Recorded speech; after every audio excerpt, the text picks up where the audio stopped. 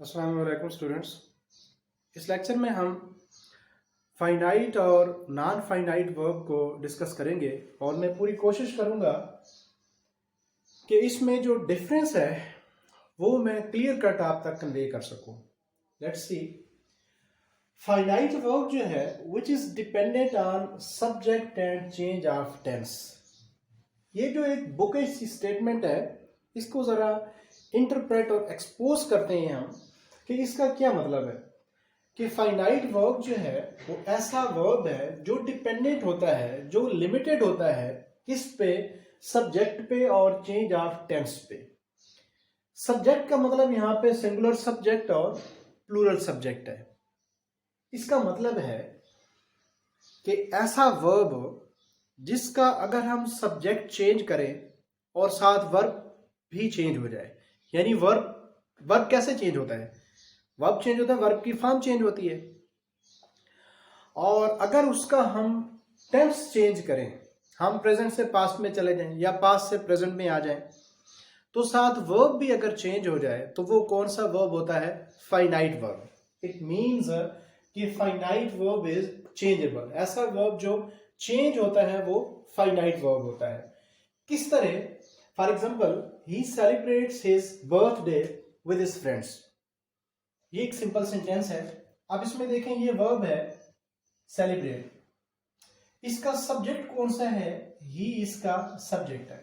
ये पहले वाली बात पहले हम समझ लेते हैं कि किस तरह जो वर्ब सब्जेक्ट पे डिपेंडेंट कैसे होता है। कि अगर हम, ये सिंगुलर सब्जेक्ट है, ठीक है, चेंज ऑफ सब्जेक्ट का मतलब है सिंगुलर से प्लूरल होना। अगर हम इस ही की बजाय हम सब्जेक्ट चेंज करके इसकी जगह हम क्या लिख देते हैं? हम दे लिख देते हैं सब्जेक्ट। तो ये जो सेलिब्रेट्स वर्ब है इसके साथ एस लगा हुआ है, यहां पे आया तो ये सेलिब्रेट हो गया, क्योंकि ही शी इट के साथ तो एस का इजाफा होता है और अगर प्लूरल होगा तो उसके साथ एस का इजाफा हम नहीं करते। अब देखें, यहाँ पे ये वर्ब सेलिब्रेट्स था, यहाँ पे ये सेलिब्रेट हो गया, तो इट मीन के वर्ब जो है वो चेंज हुआ है। गो के दोनों जो फॉर्म्स हैं, सेलिब्रेट है या सेलिब्रेट्स हैं, दोनों बेस फॉर्म ऑफ वर्ब हैं, दोनों वर्ब की बेस फॉर्म्स हैं, लेकिन दोनों में चेंज तो आई है। ये सेलिब्रेट से सेलिब्रेट हो गया, ये वर्ब चेंज हुआ, तो कौन सा वर्ब है? ये फाइनाइट वर्ब। और ये भी कौन सा है? फाइनाइट वर्ब है। दूसरा एग्जांपल इसकी देखें, the good leader solve the problem in the best possible way.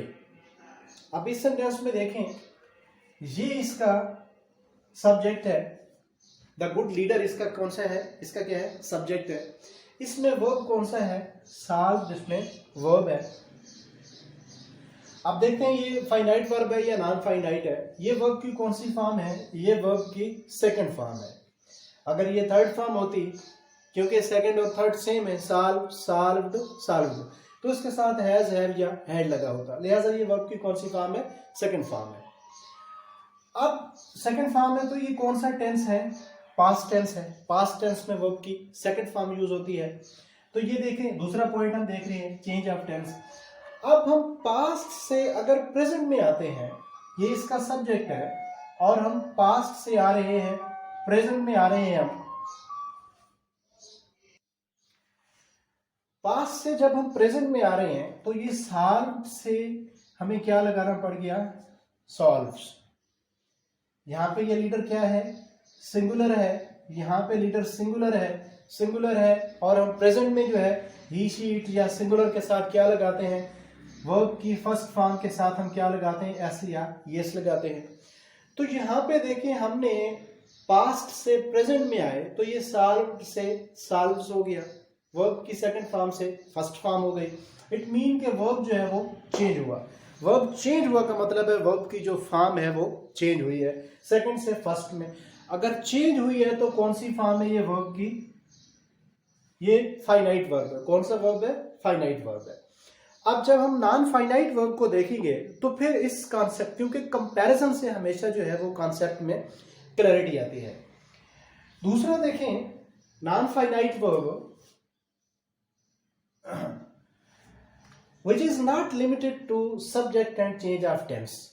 ऐसा वर्ब जो इन पे डिपेंड नहीं करता है, चाहे उसका जो मर्जी आप सब्जेक्ट लगा दें, आप उसका सब्जेक्ट सिंगुलर से प्लूरल कर दें, प्लूरल से सिंगुलर कर दें, लेकिन वर्ब पे कोई असर नहीं होता, कोई उस पे इम्पैक्ट, कोई उस पे इन्फ्लुएंस नहीं होता। आप उसका टेंस चेंज कर दें, प्रेजेंट से पास्ट में चले जाएं, फ्यूचर में चले जाएं, प्रेजेंट परफेक्ट से पास्ट परफेक्ट में चले जाएं, लेकिन वर्ब जो है वो कोई असर कबूल नहीं करेगा। इट मीन वर्ब जो है वो चेंज नहीं होगा। कैसे? यानी ये नॉन फाइनाइट जो है इसके बिल्कुल अपोजिट है।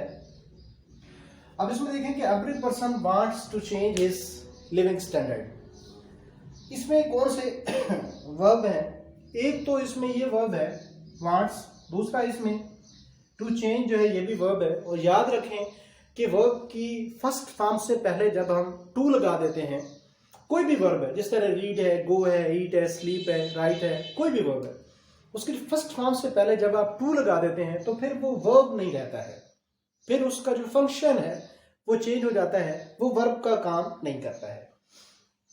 अब इसमें देखें कि every person wants to change. अब यहां पे एवरी पर्सन है, इसका वर्ब कौन सा है? वांट्स लगा हुआ है। अगर इस पर्सन को मैं पर्सन्स कर दूं या मैं चेंज करके यहां पे पीपल लिख देता हूं, एवरी पर्सन सिंगुलर है, एक पर्सन सिंगुलर, मैं इस सब्जेक्ट को चेंज करके मैंने पीपल प्लूरल कर दिया। पीपल वांट्स होगा या वांट? ये जमा है, प्लूरल है, तो ये क्या हो जाएगा? वांट हो जाएगा, क्योंकि ये प्लूरल है। तो ये तो चेंज हो गया। ये कौन सा वर्ब हुआ? चेंज हुआ, तो फाइनाइट वर्ब है। लेकिन ये वाला जो है, हमने क्या लिखा था? Every person wants to change his living standard, और हमने एवरी पर्सन की बजाय पीपल लिखा। People want to change, to change ये क्या हो जाएगा फिर? पीपल के मुताबिक प्लूरल है तो देयर लिविंग स्टैंडर्ड। तो ये टू चेंज जो है ये चेंज नहीं हुआ है, हमने इसका सब्जेक्ट जो है वो सिंगुलर से प्लूरल कर दिया है, ये तो चेंज हो गया। चेंज हुआ तो कौन सा वर्ब ठहरा? Finite verb. लेकिन ये जो है सिंगुलर सब्जेक्ट था, तब भी चेंज नहीं हुआ। हमने सिंगुलर से प्लूरल पीपल कर दिया, तब भी ये वर्ब चेंज नहीं हुआ। ये कौन सा चेंज नहीं हुआ? तो कौन सा वर्ब है ये? Non finite verb. अब इस सेंटेंस को अगर हम ऐसे, इसका अगर हम टेंस चेंज कर देते हैं तो फिर हम देखते हैं टेंस चेंज करके कि आया ये वर्ब चेंज होता है या नहीं। अगर मैं इसको ऐसे लिखूं कि people wanted to change their living standard. अब इस सेंटेंस में देखें कि ये प्रेजेंट है, फर्स्ट फॉर्म है। जब इसको हमने पास्ट में लिखा तो वर्ब चेंज हो गया, लिहाजा कौन सा वर्ब है? Finite verb. ये दोनों बातें मैं यहां पे अप्लाई कर रहा हूं। अब यहां पे देखें प्रेजेंट था तो टू चेंज था, हमने सब्जेक्ट चेंज किया फिर भी टू चेंज नहीं हुआ। हमने प्रेजेंट से पास्ट में हम इसको ले आए हैं, ठीक है, सेकंड फॉर्म कर दी है वर्ब की, लेकिन ये टू चेंज जो है वो चेंज नहीं हुआ, तो लिहाजा कौन सा वर्ब है ये? Non finite verb. दूसरा एग्जांपल देखें इसका, आई एंजॉय रीडिंग।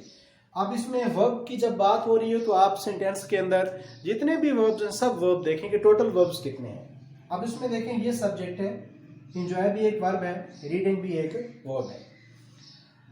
अब आई की बजाय अगर यहां पे मैं लिख देता हूं सब्जेक्ट जो है, यहां पे मैं अगर ही लिख देता हूं, ठीक है, तो ये क्या हो जाएगा? यहां पे इंजॉयज हो जाएगा। वर्ब चेंज हुआ है तो कौन सा वर्ब है जनाब? फाइनाइट वर्ब है। लेकिन ये रीडिंग जो वर्ब है ये चेंज हुआ या नहीं? आई इंजॉय रीडिंग, आई की बजाय मैंने लिख दिया ही इंजॉयज, ये तो चेंज हो गया, ही इंजॉयज रीडिंग। ये रीडिंग चेंज नहीं हो रहा है, तो लिहाजा ये कौन सा वर्ब है? Non finite verb. मैं आपको इसका शॉर्टकट भी आगे बताता हूं। ये तो टेंस की फर्स्ट फॉर्म है। अगर हम इसका टेंस चेंज कर दें, यहां पे अगर इसको मैं ऐसे लिख देता हूं कि आई इंजॉयड, फर्स्ट फॉर्म है, पास्ट में चला गया, या आई हैड हम कर देते हैं इसको, पास्ट परफेक्ट है, टेंस चेंज हुआ, लेकिन ये रीडिंग जो है ये चेंज नहीं हो रहा है। ठीक है, ये भी वर्ब है, चेंज नहीं हो रहा, तो कौन सा वर्ब है ये? Non finite verb. Next example देखें कि he has decided to quit the job. अब इसमें देखें कि एक तो ये वर्ब है और दूसरा ये वर्ब जो कि वर्ब नहीं है लेकिन वर्ब नुमा है, वर्ब जैसा है। अब ये ही है तो इसके साथ हमने ये डिसाइडेड लगाया हुआ है, लेकिन ये टू क्विट जो है ये चेंज नहीं हुआ। अगर ही की बजाय हम यहाँ पे दे कर देते हैं, ठीक है, ये सिंगुलर है, हमने प्लूरल कर दिया, हैज की बजाय हमने हैड कर दिया, यहाँ पे टेंस भी चेंज कर दिया, सब्जेक्ट भी। They had decided to quit the job. ये टू क्विट जो वर्ब की तरह नजर आ रहा है, वर्ब नहीं है, क्योंकि वर्ब की फर्स्ट फॉर्म से पहले टू लगा दे तो उसका फंक्शन जो है वर्ब का नहीं होता है, इन्फिनेटिव का होता है। वो अलग से डिस्कस मैं कर चुका हूं, जेरेंड को, पार्टिसिपल को और इन्फिनेटिव को, तो वो लेक्चर आप वहां से देखें। लेकिन ये चेंज नहीं हुआ, हमने टेंस भी चेंज किया, सब्जेक्ट भी सिंगुलर से प्लूरल किया, तो कौन सा वर्ब है ये? Non finite verb. अब आते हैं, इसको कंक्लूड करते हैं और शॉर्टकट, क्योंकि एग्जाम जो है वो बड़ा क्लोज है इंटर का और मैट्रिक का। तो याद रखें, सब्जेक्ट के बाद सब्जेक्ट के फौरन बाद जो भी वर्ब आता है वो हमेशा फाइनाइट वर्ब होता है। कैसे? यानी सब्जेक्ट के बाद चाहे वो एक्शन वर्ब है, चाहे वो हेल्पिंग वर्ब है, चाहे वो लिंकिंग वर्ब है, चाहे वो स्टेटिव वर्ब है, सब्जेक्ट के बाद फौरन बाद जो भी वर्ब आएगा वो फाइनाइट वर्ब होगा। कैसे? अब इसका ये सब्जेक्ट था, इसका, तो ये वर्ब कौन सा है? फाइनाइट वर्ब है। ये सब्जेक्ट है, सब्जेक्ट के फौरन बाद ये वर्ब आया है, फाइनाइट वर्ब है। ये सब्जेक्ट है, इसके फौरन बाद ये वर्ब आया, तो कौन सा वर्ब है? ये भी फाइनाइट वर्ब है। इसी तरह अब ये देखें कि एवरी पर्सन, ये सब्जेक्ट है, इसके फौरन बाद ये आया, फाइनाइट वर्ब है। दूसरा देखें कि आई इंजॉय, ये सब्जेक्ट है, इसके फौरन बाद इंजॉय आया, फाइनाइट वर्ब है। ये सब्जेक्ट है, इसके बाद हैड आया, ठीक है, तो हैड कौन सा वर्ब है? यहाँ पे फाइनाइट वर्ब है।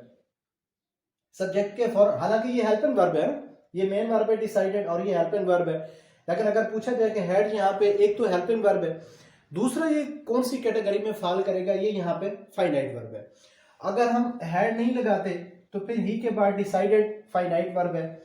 नेक्स्ट देखेंगे पीपल वांटेड, इसका पीपल सब्जेक्ट है, इसके फौरन बाद वांटेड आया, कौन सा वर्ब है? फाइनाइट वर्ब है।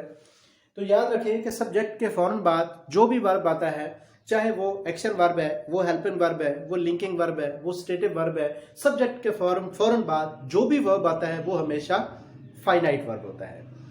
तो इसी के साथ इजाज़त, अल्लाह हाफिज़, थैंक यू सो मच।